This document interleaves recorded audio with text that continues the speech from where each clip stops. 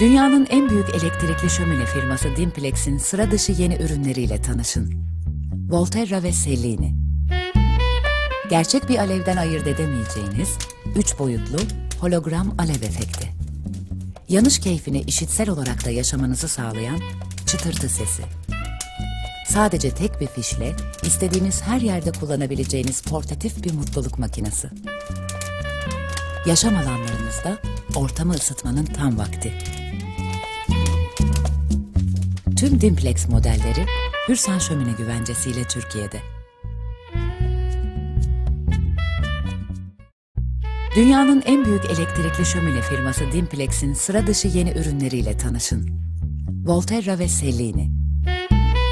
Gerçek bir alevden ayırt edemeyeceğiniz 3 boyutlu hologram alev efekti. Yanış keyfini işitsel olarak da yaşamanızı sağlayan çıtırtı sesi. Sadece tek bir fişle istediğiniz her yerde kullanabileceğiniz portatif bir mutluluk makinesi. Yaşam alanlarınızda ortamı ısıtmanın tam vakti. Tüm Dimplex modelleri Hürsan şömine güvencesiyle Türkiye'de.